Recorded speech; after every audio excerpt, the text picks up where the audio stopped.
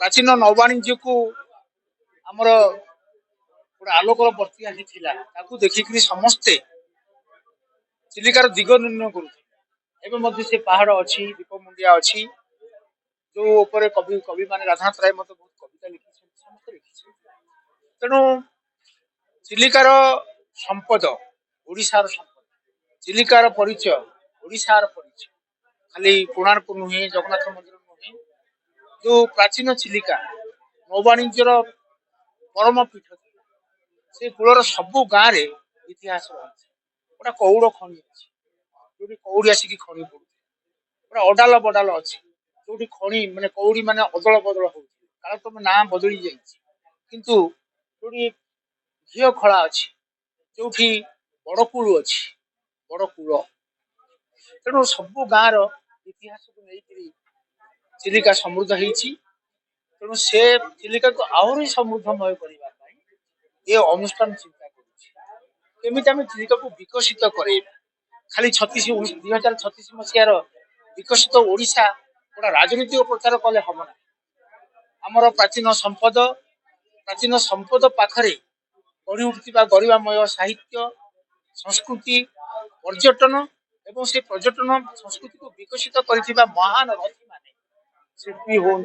कवि हूँ दार्शनिक ऐतिहासिक हूँ ये सब को आमको आलोचना कर टलेमी लिखी चिलिका कथा भुवनेश्वर जो बड़ परिवारक चिन्ह परिवारक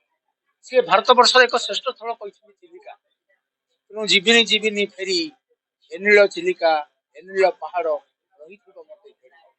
मुवा जाए चिलिका को आसुथी आसुवा जाए बंची मु केवल नुहे केते प्रकार पक्षी परिव्राजक बर्ड फ्रेंड्स कह जाए से मैंने आम पाक आसमर एत इतिहास कहीं विश्व को नवा ना यदि पक्षी मैंने आसिक 3-4 मासरे जीवन को सुंदर करी प्रजनन करी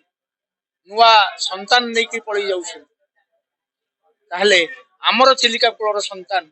जो मैंने इतिहास को समृद्ध कर गोदावरीश हूँ गोदावरीश महापात्र हूँ शिल्पी महारथी हूँ कवि कुशचंद्र त्रिपाठी हूँ आज हूँ आप जानी कि नहीं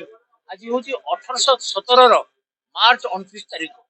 पाइक विद्रोह प्रथम रणांगन आरंभ होता पलटन पड़िया एवं पालन हम आ 2 घंटा पर आम जीवु से जो नाद शुभी पलटन पड़िया जहाँ संभवतः भारत वर्षर प्रथम स्वाधीनता संग्राम ये कृतिवास पाठश्रेणी पूरा रक्ताक्त संग्राम घोषणा करते 3 दिन से बाणपुर को स्वाधीनता घोषणा कर इतिहास आउ गोटे इतिहास 3 दिन बाणपुर भोगी स्वाधीनता बैरी रक्त हेली तारा इतिहास तारा फूल था कृतिवास पाठशाला चिलिका कूलर देवी पीठ चिलिका कूल संग्राम पीठ एवं चिलिका कूल जन गण मनर अर्थनैतिक जीविकार पीठ आगामी दिन आलोचना करवा केमती चिलिकार जीवन एवं चिलिका कूलियांकर जीवनर रथ अर्थनीति को विकास करके सुंदर हेबो एवं चिलिका पालटी ओडिशार सरकारंकर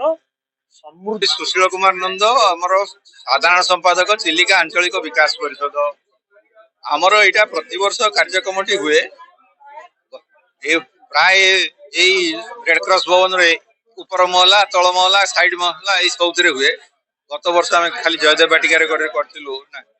प्राकृतिक परिवेश यहाँ प्रति वर्ष आमर हुए आम परिवार मिलन भाया तेणु आम ए तथा मुख्य अतिथि आमरी अंचल हो अर्चना नायक विशिष्ट साहित्यिका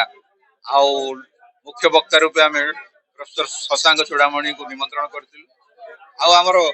अंचल